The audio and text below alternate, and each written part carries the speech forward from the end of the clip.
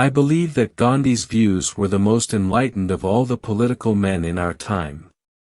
We should strive to do things in his spirit, not to use violence in fighting for our cause, but by non-participation in anything you believe is evil. Strange is our situation here on earth. Each of us comes for a short visit, not knowing why, yet sometimes seeming to divine a purpose. From the standpoint of daily life, however, there is one thing we do know, that man is here for the sake of other men, above all for those upon whose smiles and well-being our own happiness depends. Small is the number of them that see with their own eyes and feel with their own hearts. Be a loner. That gives you time to wonder, to search for the truth. Have holy curiosity. Make your life worth living. I believe in Spinoza's God, who reveals himself in the lawful harmony of the world, not in a God who concerns himself with the fate and the doings of mankind. To Rabbi Herbert Goldstein, 1929. As our circle of knowledge expands, so does the circumference of darkness surrounding it. Everything that is really great and inspiring is created by the individual who can labor in freedom.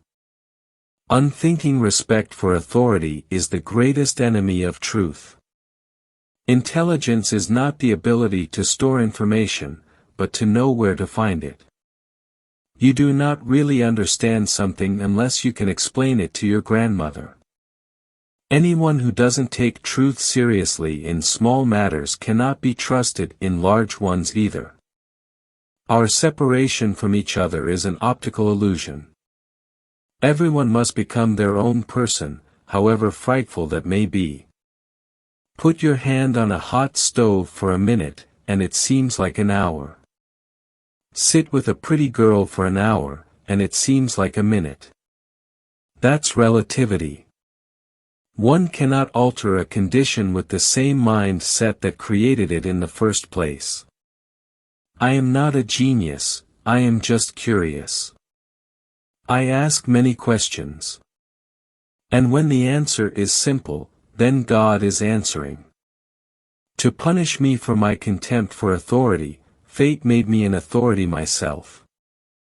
A society's competitive advantage will come not from how well its schools teach the multiplication and periodic tables, but from how well they stimulate imagination and creativity. He to whom this emotion is a stranger, who can no longer pause to wonder and stand wrapped in awe, is as good as dead, his eyes are closed. I believe in intuition and inspiration. Imagination is more important than knowledge. For knowledge is limited, whereas imagination embraces the entire world, stimulating progress, giving birth to evolution. It is, strictly speaking, a real factor in scientific research. Do not grow old, no matter how long you live. Never cease to stand like curious children before the great mystery into which we were born. Always do what's right, this will gratify some and astonish the rest. Older men start wars, but younger men fight them. The release of atomic power has changed everything except our way of thinking. The solution to this problem lies in the heart of mankind. If only I had known, I should have become a watchmaker. 1945. Gravitation cannot be held responsible for people falling in love.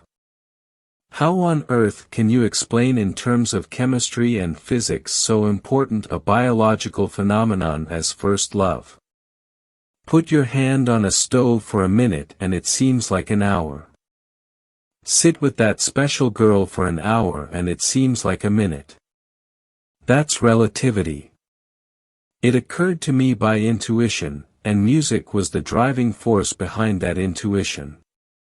My discovery was the result of musical perception. Adversity introduces a man to himself. The bigotry of the non-believer is for me nearly as funny as the bigotry of the believer.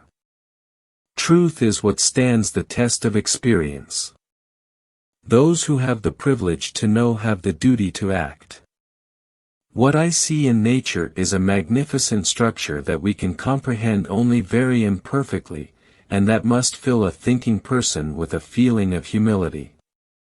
This is a genuinely religious feeling that has nothing to do with mysticism. I do not at all believe in human freedom in the philosophical sense. Schopenhauer's saying, "A man can do what he wants, but not will what he wants," has been a very real inspiration to me since my youth. It has been a continual consolation in the face of life's hardships, my own and others, and an unfailing wellspring of tolerance. This realization mercifully mitigates the easily paralyzing sense of responsibility and prevents us from taking ourselves and other people too seriously. It is conducive to a view of life which, in part, gives humor its due. Pure mathematics is in its way the poetry of logical ideas. It is my conviction that killing under the cloak of war is nothing but an act of murder. The most important decision we make is whether we believe we live in a friendly or hostile universe. To dwell on the things that depress or anger us does not help in overcoming them. One must knock them down alone. Problems cannot be solved with the same mindset that created them. The formulation of the problem is often more essential than its solution, which may be merely a matter of mathematical or experimental skill. One of the strongest motives that lead men to art and science is escape from everyday life with its painful crudity and hopeless dreariness, from the fetters of one's own ever-shifting desires. A finely tempered nature longs to escape from the personal life into the world of objective perception and thought. The intellect has little to do on the road to discovery. There comes a leap in consciousness, call it intuition or what you will, the solution comes to you and you don't know how or why. Creating a new theory is not like destroying an old barn and erecting a skyscraper in its place.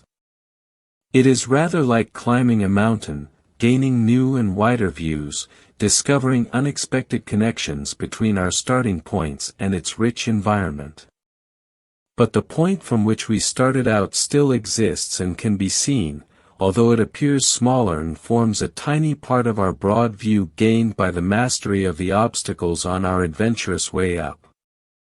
On the occasion of Mahatma Gandhi's 70th birthday, generations to come, it may well be, will scarce believe that such a man as this one ever in flesh and blood walked upon this earth. Weak people revenge. Strong people forgive. Intelligent people ignore. Since the mathematicians have invaded the theory of relativity, I do not understand it myself anymore. We should take care not to make the intellect our god. It has, of course, powerful muscles, but no personality. My pacifism is an instinctive feeling, a feeling that possesses me because the murder of men is disgusting. My attitude is not derived from any intellectual theory but is based on my deepest antipathy to every kind of cruelty and hatred. Failing isn't bad when you learn what not to do. The significant problems we have cannot be solved at the same level of thinking with which we created them.